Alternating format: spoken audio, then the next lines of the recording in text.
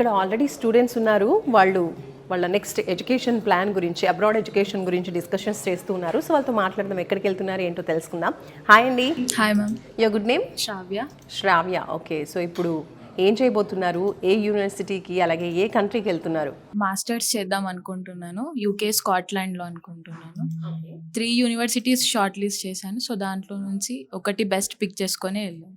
Okay. So వీసోర్స్ గురించి ఎలా తెలిసింది? ఇక్కడికి రావడం ఎలా జరిగింది? అంటే ప్రీవియస్గా మాకు తెలిసిన వాళ్ళు వెళ్ళారు. సో వాళ్ళు లండన్ వెళ్ళారు. సో వాళ్ళ రివ్యూస్ చాలా బాగుంది, ప్రాసెస్ తొందరగా అయిపోయింది, మెయిన్గా లోన్ తొందరగా ఇప్పించారు.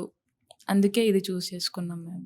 సో ఇప్పుడు మీకు ఎలా అనిపిస్తుంది? వాళ్ళు చెప్పడం వల్ల మీరు వచ్చారు, వచ్చిన తర్వాత ఎక్స్పీరియన్స్ ఎలా అనిపిస్తుంది వాళ్ళు మీకు? చెప్పడం కన్నా మా ఎక్స్పీరియన్సే బాగుంది. సో నెక్స్ట్ అంటే వీసా ప్రాసెసింగ్ కావచ్చు, ఇప్పుడు ఏ స్టేజ్ లో ఉన్నారు మీరు?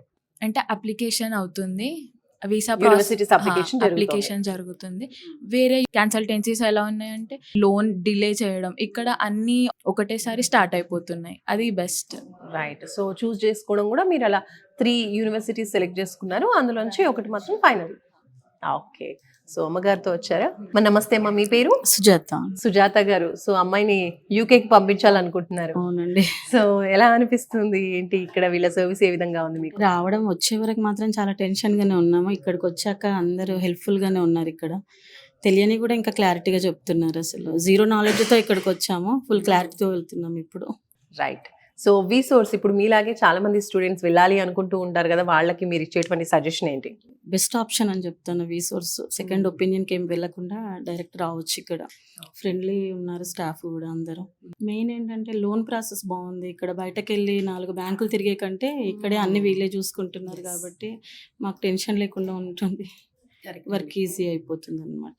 మీరు యూకేలో 3 యూనివర్సిటీస్ అన్నారు కదా, ఏ యూనివర్సిటీ సెలెక్ట్ చేసుకున్నారు? యూకేలో ఇడెన్బర్గ్ ఒకటి, యూనివర్సిటీ ఆఫ్ గ్లాస్గో, ఇంకా స్ట్రాత్లైడ్, ఈ 3 సెలెక్ట్ చేసుకున్నాను.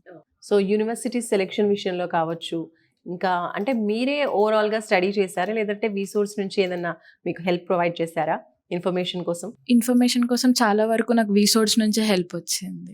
ఇక్కడికి వచ్చేంత వరకు నేను అసలు ఏది ఫైనలైజ్ కూడా చేసుకోలేదు యూనివర్సిటీస్.